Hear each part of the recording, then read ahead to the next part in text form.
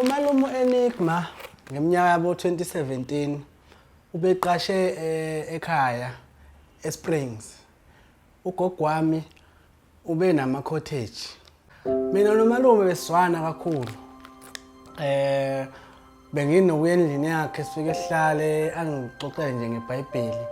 Ngiyakhumbula wazi wangiqamba igama wathi nguJohn ngoba wathi mayibuka mina uvela cabanga uJohn waseBhayibhelini. So ngabe uJohn kanjalo ke kuyena. Ngaleso sikhathi bengifunda isikole, bengenza ugrade 11.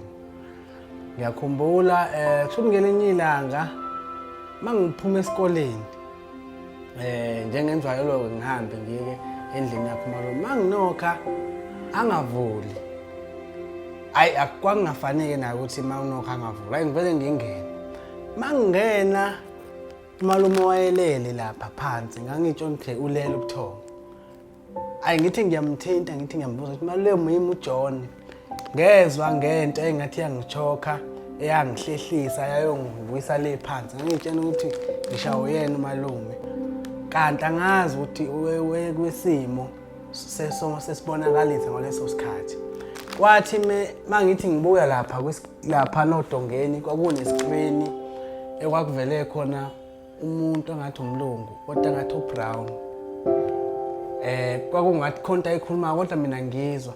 Manje into eyangixaka ukuthi umalume bengenayo iTV but kwakunescreen laphana.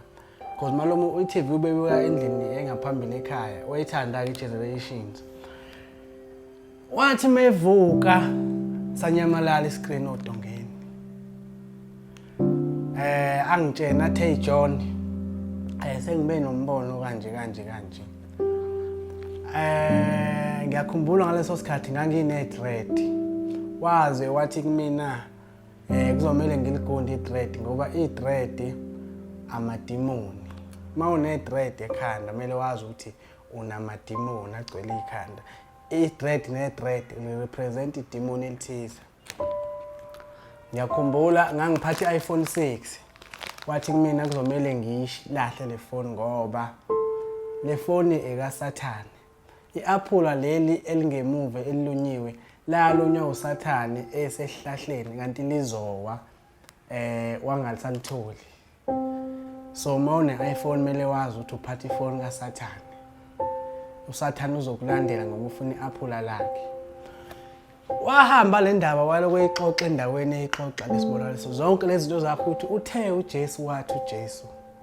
Ngithe mina mase ngimbona kuma podcast ngabona ukuthi lento yayiqiniso kwanami okunye ngayibonela ukuthi ngabuye ngathi mhlambe bangenziswa ubungane ngalesa sikhathi.